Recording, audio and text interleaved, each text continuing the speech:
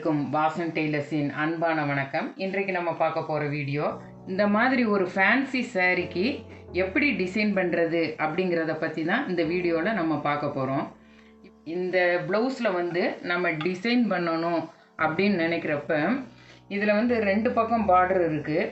இந்த ரெண்டு பக்கம் பார்டரில் ஒரு பக்கம் பார்டரை ஸ்லீவுக்கு நம்ம வச்சுட்டு இன்னொரு பக்கம் உள்ள பார்டரை வச்சு நம்ம எப்படி டிசைன் பண்ணலாம் அப்படிங்கிறத தான் இந்த வீடியோவில் நம்ம பார்க்க போகிறோம். வாங்க எப்படி ஈஸியாக பண்ணலாம் அப்படிங்கிறத நான் சொல்லித்தரேன்.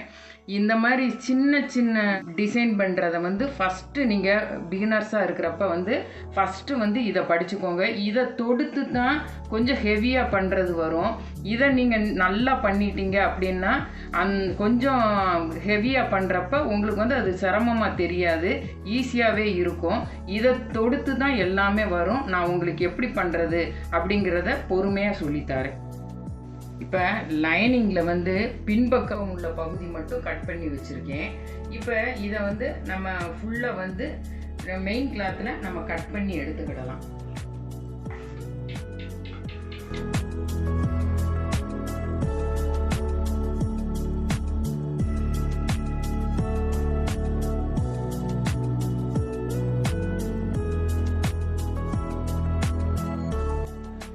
இப்போ கழுத்து பகுதி தைக்கிறதுக்கு இந்த மாதிரி கேன்வாஸ் எடுத்துக்கிடணும். கேன்வாஸை இப்படி ரெண்டாக மடித்து போட்டுக்கிடணும்.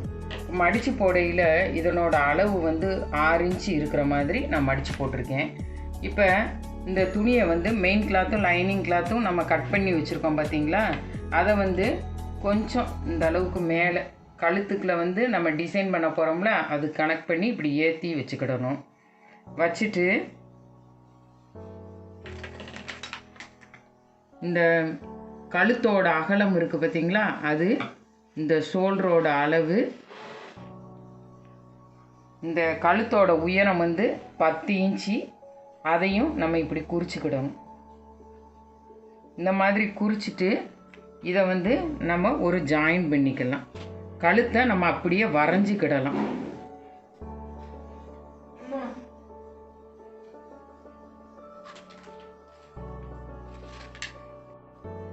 இப்போ இதில் கழுத்தை 10 இன்ச்சு இருக்கிறது போல் நம்ம அப்படி வரைஞ்சி வச்சுக்கிடணும். டேப் எடுத்து கரெக்டாக 1.5 இன்ச்சு இருக்கிறது போல் நம்ம ஒரு கோடு போடணும். இந்த இருக்குது பாருங்கள், இந்த மாதிரி 1.5 இன்ச்சு இருக்கிறது போல் கரெக்டாக ஒன்று போல் வச்சுட்டு நம்ம கோடு போடணும். அளவு மாறிடக்கூடாது.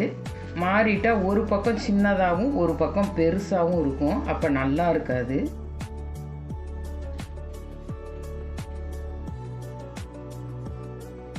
கழுத்தை ஃபஸ்ட்டு கரெக்டாக வரைஞ்சிக்கிடணும். வரைஞ்சிட்டு அந்த கழுத்தோட அளவு கனெக்ட் பண்ணி நம்ம வச்சு 1.5 இன்ச்சு இருக்கிறது போல் நம்ம கோடு போடணும். வளைவு பகுதியில் வளைவு கனெக்ட் பண்ணி இந்த போடுறேன் பாருங்கள், இதே போல் போடணும்.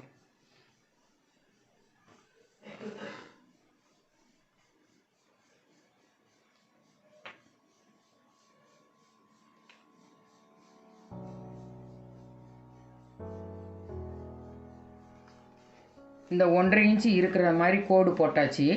இப்போ இந்த கழுத்து பீஸையும் இந்த 1.5 இன்ச்சு இருக்கிற மாதிரி கோடு உள்ளதையும் நம்ம கட் பண்ணி எடுத்துக்கலாம்.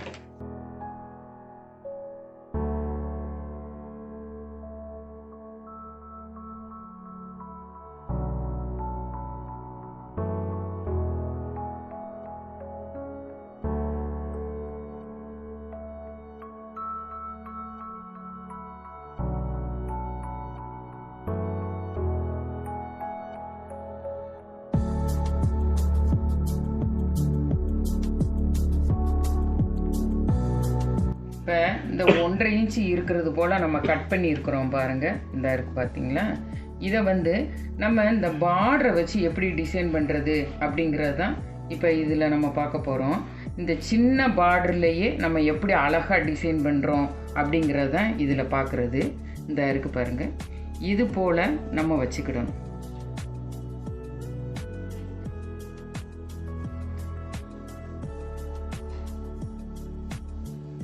இந்த இருக்குது பாருங்கள், இது போல் நம்ம வச்சுக்கிடணும். வச்சுட்டு இந்த பார்டரை கனெக்ட் பண்ணி நம்ம கட் பண்ணணும். இருங்க, நான் முதல்ல வந்து பின் பண்ணிக்கிறேன். இதுக்கு வந்து ஒரு ஜாயிண்ட் வரும், அதனால அந்த ஜாயிண்ட்டை கனெக்ட் பண்ணி நம்ம ஒரு தையல் போடுறதுக்கு இடம் விட்டுட்டு இதே அளவு நம்ம அப்படியே கட் பண்ணுனா போதும். இதை அப்படியே கட் பண்ணிடலாம்.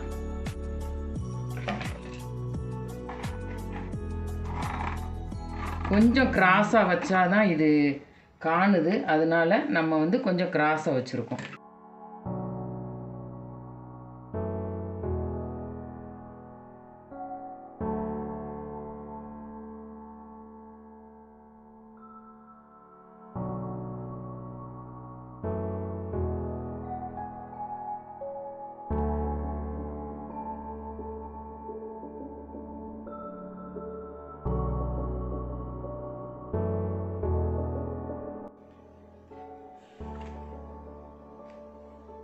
இப்போ இந்த கேன்வாஸ் 1.5 இன்ச் இருந்துச்சு பார்த்தீங்களா, அந்த அளவு வந்து நம்ம கட் பண்ணிட்டோம்.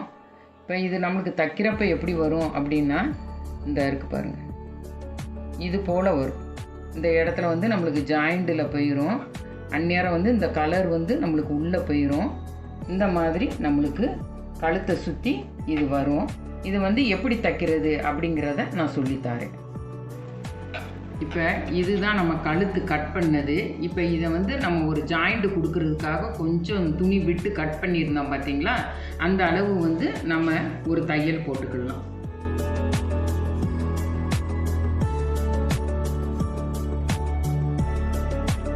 மாதிரி ஃபஸ்ட்டு வந்து நம்ம ஜாயின் பண்ணி வச்சுக்கிடணும்.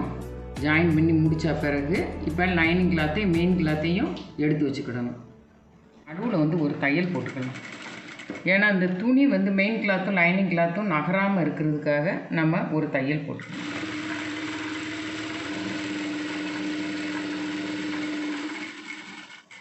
கழுத்து பகுதி கட் பண்ணுவோம் பார்த்தீங்களா, அந்த அளவு நம்ம போட்டுக்கலாம் தையல். இப்போ இந்த இடத்துல வந்து நம்ம கழுத்தோட அகலத்தை வந்து கரெக்டாக அளந்து நம்ம கழுத்தோட வட்டத்தை வந்து கரெக்டாக குறிச்சிக்கிடணும். குறிச்சிட்டு அது மேலேயே நம்ம இது ரெண்டையும் வச்சு தைக்க போகிறோம்.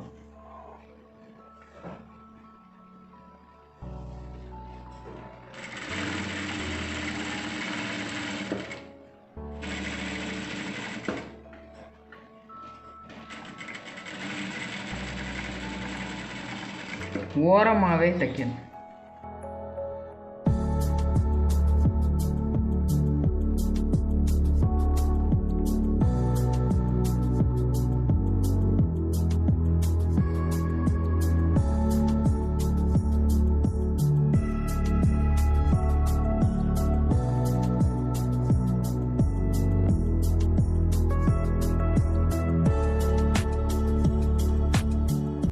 உங்களுக்கு வந்து இந்த கேன்வாஸும் இதுவும் சேர்த்து தைக்கிறதுக்கு, ரெண்டையும் சேர்த்து தைக்கிறது கஷ்டமாக இருக்குன்னா ரெண்டையும் முதல்ல வந்து ஜாயின் போட்டுட்டு அதுக்கப்புறம் இது மேலே வச்சு தைக்கலாம். ஓரமாகவே தைங்க. ஏன்னா இந்த இடத்துல வந்து நம்ம பைப்பிங் கொடுக்குறப்ப நம்ம இந்த இடத்துல ஜாயின் பண்ணது வெளியே தெரியக்கூடாது, அப்போ தான் அழகாக இருக்கும்.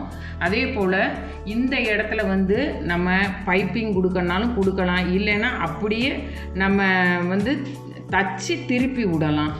அதே போல் இப்போ பாசி லேஸ் ஏதாவது வைக்கலாம். அந்த மாதிரி தச்சுட்டு நம்ம இந்த இடத்துல வந்து நம்ம அப்படியே லேஸ் வச்சு அந்த தச்சது தெரியாமல் மறைச்சும் விடலாம். எதுனாலும் செஞ்சுக்கிடலாம், நம்ம விருப்பம்தான். நான் வந்து இந்த இடத்துலையும் பைப்பிங் தான். ஏன்னா இந்த ப்ளவுஸ்காரங்க வந்து ரொம்ப சிம்பிளாக வேணும் அப்படின்னு கேட்டாங்க. அதனால் இங்கேயும் நான் பைப்பிங் தான் கொடுக்க போகிறேன். கழுத்துக்கும் நான் பைப்பிங் தான் கொடுக்க போகிறேன். வாங்க எப்படி தைக்கிறது அப்படிங்கிறத பார்ப்போம். இப்போ பைப்பிங் கொடுக்கறதுக்காக 1.5 இன்ச்சு அளவில் நான் வந்து இந்த மாதிரி துணி கட் பண்ணியிருக்கேன். இதை வந்து நம்ம பைப்பிங் கொடுக்க போகிறோம். இதை வந்து ரெண்டாக இப்படி மடிச்சுக்கிடலாம். ரெண்டாக மடிச்சுட்டு இப்படி ஒரு 1/4 இன்ச்சு இருக்கிறது போல் ஒரு தையல் போட்டுட்டு அதை அப்படி மடித்து விட்டுறலாம். இந்த இடத்துல நம்ம வைக்க போகிறோம். ஃபஸ்ட்டு வந்து வெளியே தான் வைக்க போகிறோம்.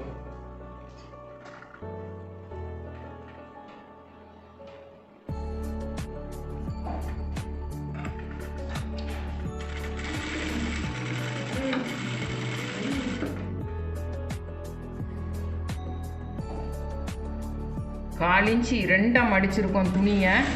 மடிச்சிட்டு 1/4 இன்ச்சு வந்து இருக்கிறது போல் அப்படியே வச்சு நம்ம தச்சு விடணும். அந்த 1/4 இன்ச்சு இருக்கிறது வந்து 1 ஃபூட் அளவு இருந்தால் போதும்.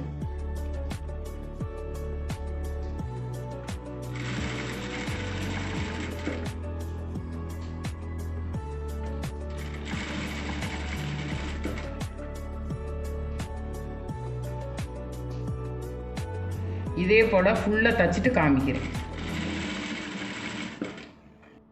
1/4 இன்ச்சு இருக்கிறது போல் ஒரு தையல் போட்டிருக்கோம் பார்த்தீங்களா? அதை வந்து நம்ம வந்து நல்லா அந்த பைப்பிங் கொடுக்கறது திருப்பி கொடுக்கறதுக்காக இந்த இது கழுத்தை சுற்றி உள்ள துணியில் வந்து நம்ம வந்து ஒரு சிசர் கட்டு போடுறோம்.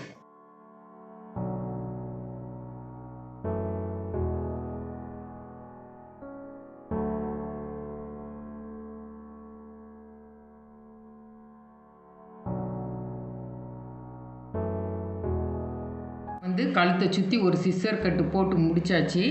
இப்போ நம்ம வந்து இதை வந்து மடித்து அப்படி தைக்கிறோம். இந்த துணி இருக்குது பார்த்தீங்களா, இந்த ஜாயின் பண்ண துணி இருக்குது பார்த்தீங்களா, அதை வந்து இந்த பைப்பிங்குள்ளே கொடுத்து அப்படி உருட்டி தைக்கணும். இந்த இருப்பாரு, நம்ம சின்னதாக வேணும்னா சின்னதாக உருட்டிக்கலாம், பெருசாக வேணும்னா பெருசாக உருட்டிக்கலாம். இந்த துணி நல்லா நைஸாக இருக்கிறனால நான் குட்டியாக தான் தைக்க போகிறேன். அப்போனா தான் த்ரெட்டு வச்சு தைச்சது போல் நல்லா அழகாக இருக்கும். இந்த இருக்குது பாருங்கள், சின்னதாக மடிச்சிருக்கேன் பாருங்கள். இந்த அளவுக்கு நான் தைக்கிறேன்.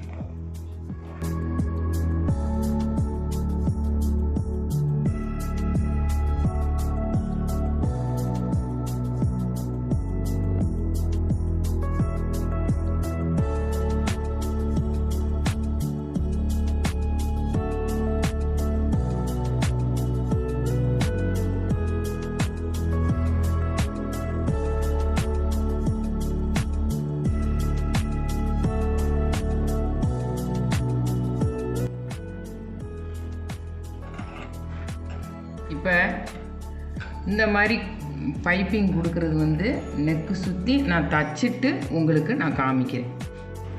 இப்போ பைப்பிங் வந்து கம்ப்ளீட்டாக கொடுத்து முடிச்சாச்சு. இந்த இருக்குது பாருங்கள், முடித்த பிறகு இது எப்படி இருக்குது அப்படிங்கிறத பாருங்கள். இந்த மாதிரி வந்திருக்கு. இதே போல் தான் நம்ம கழுத்தை சுற்றியும் முன்னாடி வந்து ஃப்ரண்ட்டில் வந்து கப் சைஸ்க்கு உள்ள துணியை வந்து நம்ம ஜாயின் பண்ணிவிட்டு சேர்த்து கழுத்தோடு சேர்த்து நம்ம பைப்பிங் கொடுத்துட்டா நீட்டாக இருக்கும். நான் வந்து அது வந்து உங்களுக்கு முன்னாடி உள்ள துணியெல்லாம் ஜாயின் பண்ணிவிட்டு தச்சுட்டு ஒரு தடவை காமிக்கிறேன். இப்போ இதை வந்து கட் பண்ணிவிட்டு காமிக்கிறேன் எப்படி இருக்குது அப்படிங்கிறத பாருங்கள். இதை தொடுத்து தான் எல்லா டிசைனும் நம்ம பண்ணுறாப்புல இருக்கும். இப்போ இதில் வந்து நம்ம கீழே இந்த இடத்துல இருந்து இந்த துணியை முக்கோணமாக மடித்து வரிசையாக வைக்கிறது, எந்த டிசைன்னாலும் இதுக்கு கீழே அப்படியே நம்ம பண்ணிக்கிடலாம். நீங்கள் அதனால் இது வந்து நல்லா ஒன்று போல் போட தெரிஞ்சிருந்துச்சுன்னா எல்லாமே நம்ம பண்ணிக்கலாம். இப்போ வந்து நம்ம இதை வந்து அப்படியே ஜாயின் பண்ணிடலாம். இது ப்ளவுஸோடு அப்படியே நம்ம சேர்ந்து அப்படியே அட்டாச் பண்ணிடலாம். பண்ண பிறகு நான் காமிக்கிறேன். இப்போ பண்ணி காமிக்கிறேன் பாருங்கள்.